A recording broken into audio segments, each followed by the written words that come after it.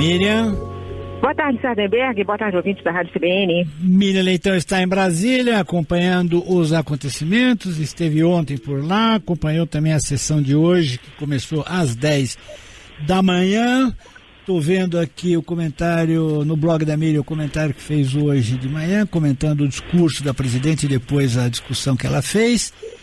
E aí eu queria que você comentasse para os ouvintes do CBN Brasil, Miriam. Olha, eu vou comentar logo o de hoje, né? O de hoje. De ontem já foi há muito tempo atrás, né? Mais ou menos isso. O Brasil, o tempo se acelerou. Hoje foi, então, a acusação, o libelo acusatório, feito pelos professores Janaína Pascoal e Miguel Reale Júnior, e agora está falando José Eduardo Cardoso pela defesa. Eu consigo discordar dos dois lados. E discordar dos dois lados pela maneira como encaminharam essas palavras finais. Isso é um processo importante, vai ser estudado no futuro por estudantes de direito, por historiadores, por jornalistas, por quem quiser estudar a história do Brasil. Isso é um momento dramático. Então, eu fiquei imaginando que o libelo acusatório fosse uma coisa que fosse abrir e mostrar as leis nas quais se baseia a acusação de que há crime de responsabilidade, crime de responsabilidade. E, na verdade, a Janaína falou com um pouco mais de peso na lei, mas o resto foi um discurso muito político, como disse a senadora Gleisi Hoffmann. Foi político demais, excessivamente. Quando você fala assim, quero o Brasil da alegria, o Brasil, como disse o professor Miguel Reale Júnior, o Brasil da alegria, o Brasil da persistência, e não o lulopetismo, está dividindo o país em duas partes, e você pode ser a favor do PT, a favor do Lula, e ser alegre e ser persistente. Isso não define as pessoas, né? A sua opinião política. E esse mundo maniqueísta é um mundo do qual a gente se livrou, felizmente, com a democracia. A democracia permite essa variedade de opiniões e ninguém tem o monopólio da virtude. Então, tem momentos ali que eu discordei totalmente da maneira como estava sendo encaminhado.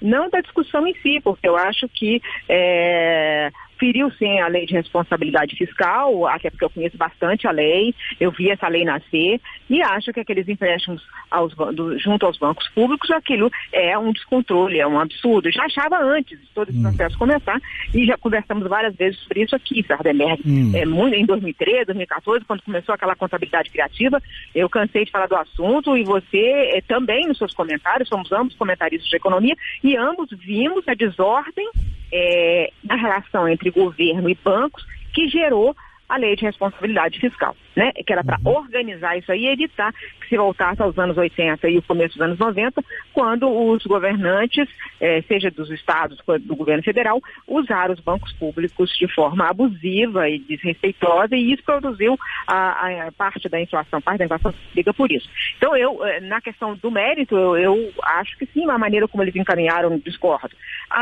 Aí começou o José Eduardo Cardoso, e ele começa comparando o que a presidente enfrentou num tribunal militar e está enfrentando agora, e não são coisas comparáveis. E aí, quem enfrentou um tribunal militar, quem se sentou na frente de juízes, de uma corte marcial, que era isso que se tratava na época da ditadura, e isso, eles julgavam os estudantes civis dessa maneira, que está lá na foto da presidente. Eu também passei por essa situação e milhares de outros. A gente sabe que é completamente diferente. Então, se não fazer pouco da democracia, a democracia que nós conquistamos é forte, é poderosa, deu muito direito de defesa, são 9 meses que o país discute isso, né? E então não faz sentido que ele comece a sua fala, o Dr. José Eduardo Cardoso, comparando os dois julgamentos, porque não tem nenhuma comparação. Um tribunal militar é uma coisa opressiva, violenta, e é ofensiva à democracia e ao Congresso comparar os dois processos. Então, por isso que eu comecei falando para você que eu discordo dos dois lados. Em relação a ontem, respeito muito a presidente da República, acho que ela demonstrou uma enorme capacidade de sentar, ouvir, falou durante 14 horas, mas discordo de várias coisas que ela falou lá, e queria pegar um ponto, se ainda tem tempo. Diga. Que é a crise internacional. E o tempo todo, ela falou que era a crise internacional, e de 191 países que eu analisei, que tem os dados no Fundo Monetário Internacional, comparei o desempenho do ano passado, 180 países tiveram desempenho melhor que o Brasil. Então, né, nós estamos na rabeira com países como Líbia e Venezuela, por exemplo. Então, nós caímos muito mais que todo mundo. Então, alguma coisa se fez errado aqui para que a economia caísse tanto 2 anos consecutivos com um resultado trágico que hoje está sendo divulgado, mais desemprego, 11,6% de desemprego. Só nos últimos 3 meses, 436 brasileiros entraram na lista do desemprego, Sardenberg.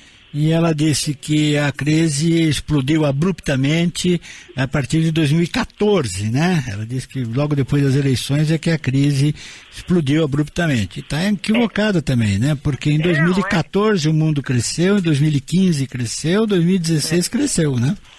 Exatamente. E durante todas as entrevistas que ela concedeu e todos os debates dos quais participou durante a campanha, ela negou que houvesse crise no Brasil.